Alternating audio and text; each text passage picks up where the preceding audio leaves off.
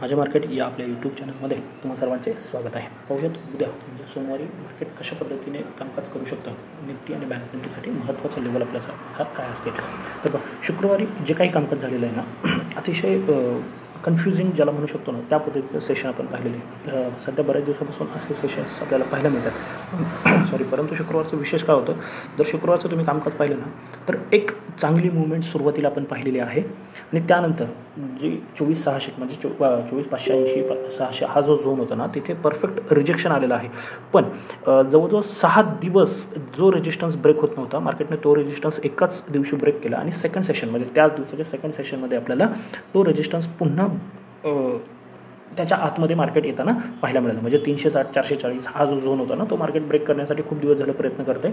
आता वाटलं होतं की याच्यावरती सस्टेन होईल, परंतु तसं झालं नाही आणि मार्केटने अगदी डे लो टेस्ट केला दुपारी 1:30च्या आसपास, 1:30च्या आसपास, आणि मार्केट पुन्हा ट्राय केलं होतं. पुन्हा 400 ब्रेक करण्याचा प्रयत्न केला, परंतु ते झालेलं नाही आहे आणि गेल्या काही दिवसापासून जिथे बंद होतो ना, तिथेच आपण एकदा परत बंद होताना पाहायला मिळालेलं आहे. ती लेवल आहे.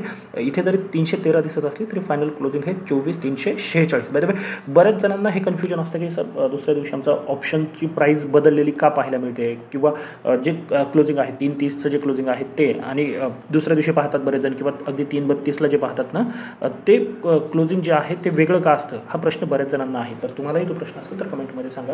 मी पुढच्या 1-2 व्हिडिओमध्ये ते एक्सप्लेन करण्याचा प्रयत्न करेल, कारण की छोटी गोष्ट आहे, बऱ्याच जणांना माहिती असतं.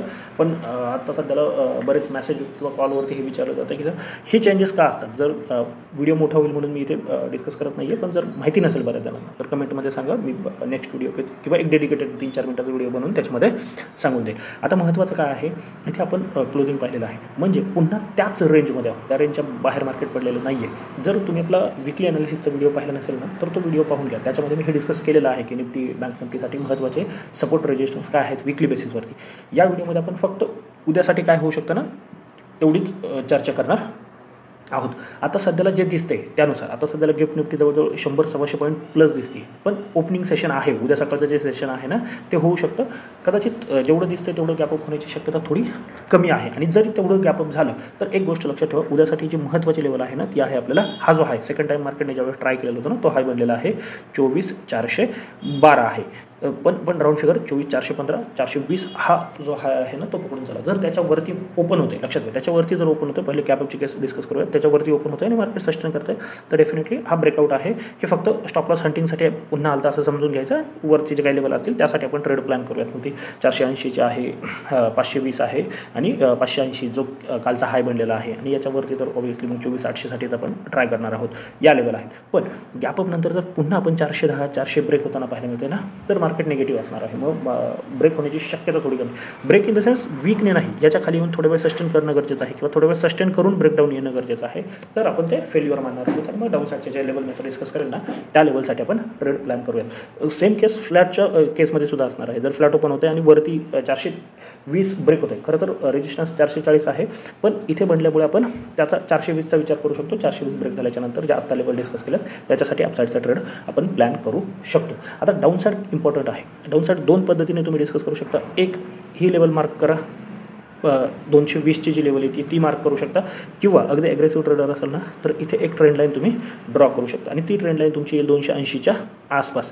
जर मार्केट फ्लॅट ओपन होते, थोडं सस्टेन करून 280 ब्रेक होते ना, तर तुम्ही नक्कीच अगदी 20 ते 25 पॉईंटचा तुमचा स्टॉप लॉस असला पाहिजे. मग त्यावेळेस तुमचा स्टॉप लॉस हा 310-315च्या आसपास कुठेतरी येईल 280 ब्रेक होताना.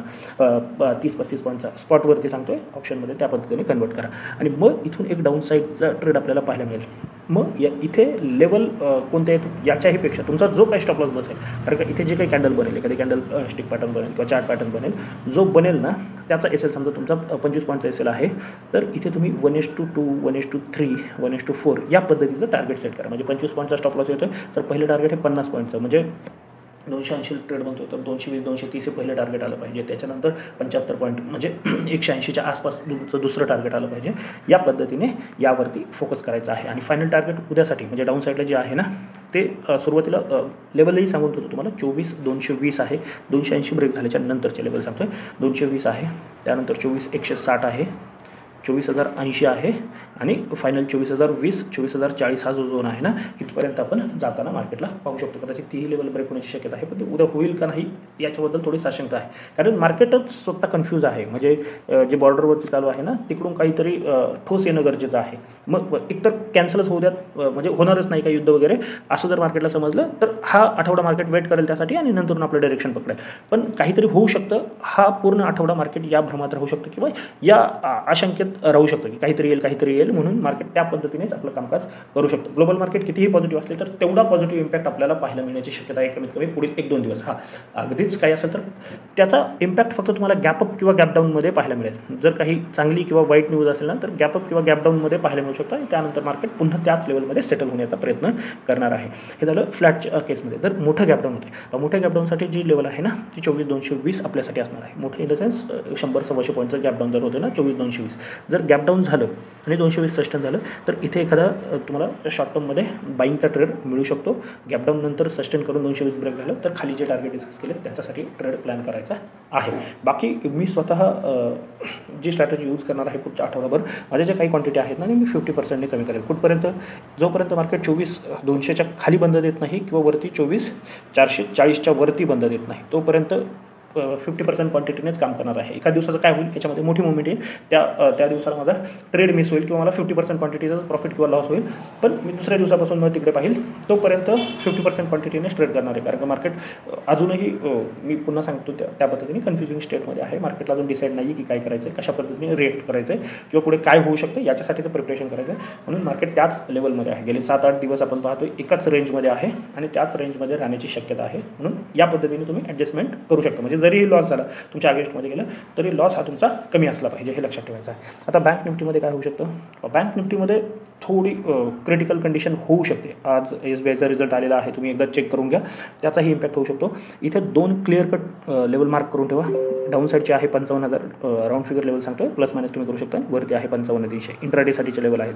विकलीचे लेवल आपण डिस्कस केलेले आहेत त्या व्हिडिओमध्ये. तर 55,300च्या वरती जर तुम्ही निघताय ना, तर 55,700साठी ट्रेड प्लॅन करू शकता. आता डायरेक्ट 400 पॉईंटसाठी करायचं आहे का? नाही. 150 पॉईंटचे 3 टप्पे करा, म्हणजे 750 येऊ शकतं. 450 पॉईंट ते असतील किंवा 200 पॉईंटचे 2 टप्पे करा. या पद्धतीने तुम्ही प्लॅन करू शकता. म्हणजे फ्लॅट गॅपअप गॅपडाऊन कोणत्याही केसमध्ये याच लेवलवरती फोकस करायचं आहे. जे लॉजिक सांगितलं गॅपअप नंतर पुन्हा आतमध्ये येतं निफ्टीसाठी, तेच लॉजिक इथे सुद्धा अप्लाय करायचं आहे. फ्लॅट ओपन होऊन जर मार्केट डाऊन साईड ब्रेक करते 55,000 तर मग तुम्ही 54,800 आणि 54,600साठी प्लॅन करू शकता. जर याला कदाचित 54,600 ब्रेक झालं तर एक चांगला फॉल आपल्याला अगदी 54,000पर्यंत सुद्धा घेऊन जाऊ शकतो. मग तो 54,000 उद्या टेस्ट होईल किंवा परवा टेस्ट होईल. जर 54,600च्या खाली मार्केट सस्टेन करतं तर एक्स्ट्रा काही करण्याचा प्रयत्न करू नका. पुन्हा एकदा कोणत्याही इंडेक्समध्ये ट्रेड करा, मग तो निफ्टी असेल, बँक निफ्टी असेल, फिन निफ्टी असेल, 50% क्वांटिटीनेच करा जोपर्यंत क्लिअर डायरेक्शन येत नाही.